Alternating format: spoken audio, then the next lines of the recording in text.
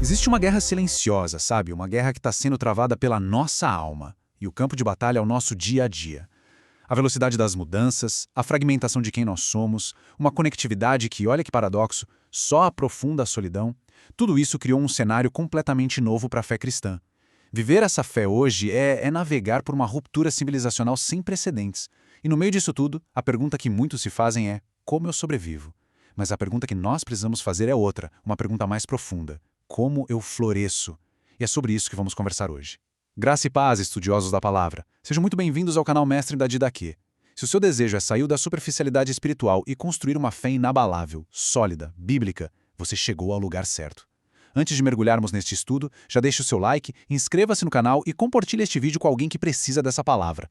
E se o desejo for se aprofundar ainda mais, conheça o material da Escola de Desenvolvimento Cristão Mestre da Didaquê. O link está na descrição. Diante de todo esse cenário, a pergunta que ecoa é radical. E, para muitos, ela chega a ser assustadora. No mundo que parece conspirar contra a profundidade, contra o silêncio, contra a permanência, uma fé robusta, antiga, transformadora, ela ainda é possível? Este é o conflito que a gente vai desvendar hoje. O choque entre a rocha de uma fé milenar e as ondas, sabe, incessantes de um mundo hipermoderno.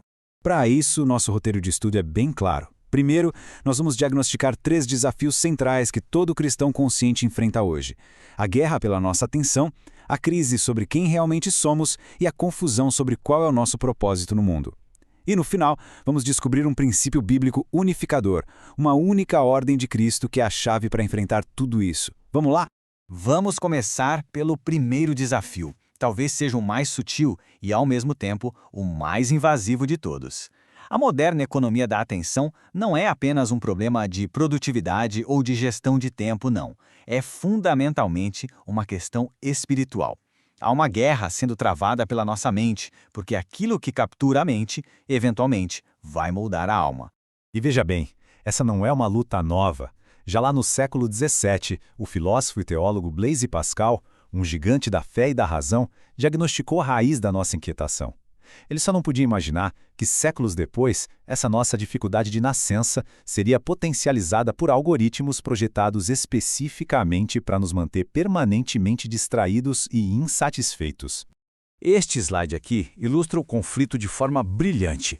De um lado, o objetivo do algoritmo, prender a atenção para monetizá-la.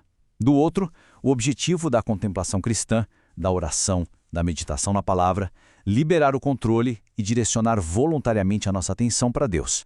Um nos forma para a superficialidade reativa, o outro para a profundidade responsiva. É preciso prestar muita atenção nisso. A nossa atenção não é só um recurso cognitivo, é uma categoria espiritual. Agostinho de Hipona já dizia que o nosso coração é inquieto até que descanse em Deus. O que captura a nossa atenção, em última análise, forma o nosso coração. Então, a pergunta crucial é: como resistir? Não se trata de demonizar a tecnologia, de jeito nenhum, mas de exercer domínio sobre ela. O que a fé nos chama a fazer é um plano de contraformação espiritual. Aqui estão alguns passos práticos, disciplinas para treinar a alma para o silêncio num mundo que é ensurdecedor. Um jejum digital semanal, um ritual matinal de atenção em Deus antes do celular e até mesmo a coragem de abraçar o tédio intencional, permitindo que a mente respire. E esta batalha pela atenção é só a porta de entrada para um conflito ainda mais profundo. Se a guerra da atenção é sobre onde focamos, a crise de identidade é sobre quem nós somos. Nós vivemos sob a tirania do eu construído, a pressão incessante de performar, de curar, de revisar nossa identidade para ter aprovação externa. É um projeto de vida absolutamente exaustivo e, no fim, fadado ao fracasso. A fé cristã oferece uma resposta radicalmente diferente e libertadora. A nossa identidade mais verdadeira não é construída de dentro para fora, mas é recebida de cima para baixo. O apóstolo Paulo usa mais de 160 vezes a expressão em Cristo, em Cristo. E o que isso quer dizer? Significa que a nossa identidade fundamental não é definida pelo que fazemos, sentimos, conquistamos ou aparentamos ser. Nossa identidade é definida pelo fato de que pertencemos a Ele. Não é uma performance, é um estado ontológico. É um presente seguro, imutável, que recebemos pela fé. E essa tensão entre o eu construído e o eu recebido se manifesta em arenas muito concretas das nossas vidas, não é?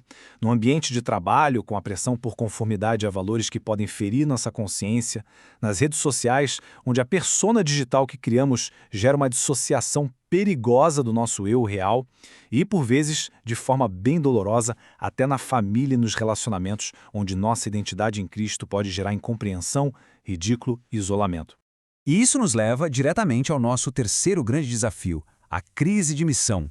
Porque, pense bem, se recuperamos o controle da nossa atenção e estamos seguros de quem somos em Cristo, a pergunta inevitável é: como vivemos isso no mundo? Como a nossa fé se traduz em ação numa cultura que é, em grande parte, pós-cristã, cética e profundamente desconfiada da religião organizada? E, historicamente, a Igreja tem oscilado entre dois modelos que falharam. O primeiro é o modelo da fortaleza. A Igreja se isola, cria sua própria subcultura, fala apenas para si mesma e se torna completamente irrelevante para o mundo lá fora. O segundo é o modelo da dissolução, da névoa. A Igreja, no afã de ser relevante, fica tão parecida com a cultura que perde sua mensagem distinta, não tendo mais nada de transformador a oferecer. Ambos os extremos são uma traição ao chamado de Cristo.